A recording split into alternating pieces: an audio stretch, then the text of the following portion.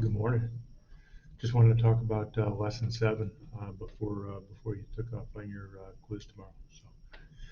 This tree diagram represents the outcomes for playing a board game or card game or cards over a 3-night span. We've got 3 questions here. Now, right here, there's no numbers on this situation. There's no numbers on any of the possibilities. So stage 1 Monday, stage 2 Tuesday, stage 3 Wednesday, and then the possible outcomes. So pause your video, answer those 3 questions, and then we will move on from there.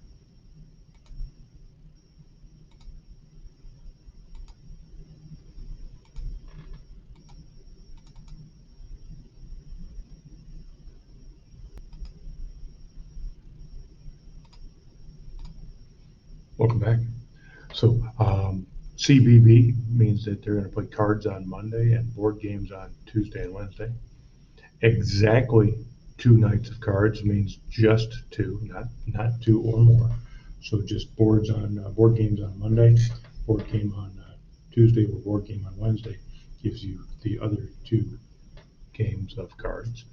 And because there are no decimals, there are no percents, there are no fractions associated with any of these, then we do have exactly the same chance for each. Now, when we moved to slide 2, you'll remember yesterday, a 1 meant you played cards, but a 2, 3, 4 on that tetrahedron meant you're going to play a board game. So now when you apply these rules, we have percents, we have probabilities of each. So now find the chance of exactly 2 nights of board games, and then at least 1 night of cards. Find those 2 probabilities.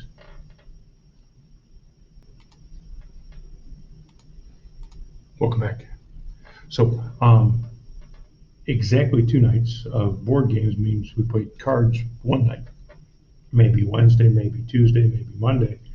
And in each of those, when you take 7,500s times 7,500s times 2,500s, you get a 140,625 millionths. We can round those to about 0.14. And 14 times 3 is going to be about 42% of the time. Or, because I gave you decimals, maybe giving me decimals back would be best. So what's the chance of having at least 1 night of cards? Well, that's everything but board games all 3 nights. I mean, I could find all 7 of these probabilities and add up all 7 of those, but it's easier just to subtract board game, board game, board game. So that's 0.75 times 3. Check that. 0.75 times 0.75 times 0.75 difference. So then I subtract that 42% from 100%, and I get about 0.58 remaining. You're going to have a similar question to these, a similar question to these on tomorrow's quiz. So pay attention to that, although it is a bonus question. Yeah. So again, got a situation here where we've got to figure out what experiment will generate this tree, and then when you have 2 out of 3 chance red and 1 out of 3 chance blue on 2 draws, then the outcomes and the probabilities are like this. So now I'd like you to find the chance of at least 1 blue and exactly 1 blue, and then if you could also tell me the sum of all the probabilities. Be right back. Welcome back. Nothing too surprising here, I'm sure. Maybe you've got a bag with 2 red chips and 1 blue chip. Maybe you've got a spinner divided into 3 equal sized parts, and 2 of those 3 are red. Lots of different things we could do here. The chance of at least 1 blue is either the red, blue, blue, red, or blue, blue. So you could add the 2 plus 2 plus 1 to get 5 nights. You could also take the red, where there is no blue, away from one hole. 9 minus 4 is 5 ninths. Exactly one blue is only these middle two, where the blue either comes last or first, and that's 2 plus 2 or 4 ninths. And as we already talked, 4, 2, 2, and 1 is a total of 9 ninths, so all probabilities sum to 9.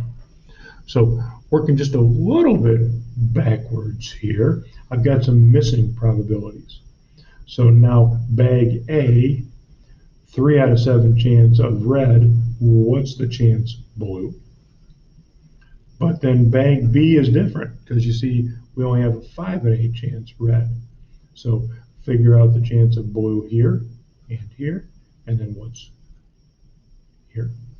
And then you're going to have to multiply out the probabilities to find the chance of at least one blue and exactly one blue. Just like I asked you on the last slide, but the probabilities have changed, so your answers are going to be different here too. Pause your video.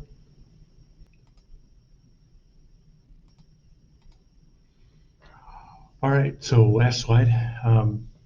4 out of 7 chance opposite the 3 out of 7. 5 plus 3 is 8, so 3/8 here. Again, 5 and 3, same probabilities below. Multiply those out to find those probabilities.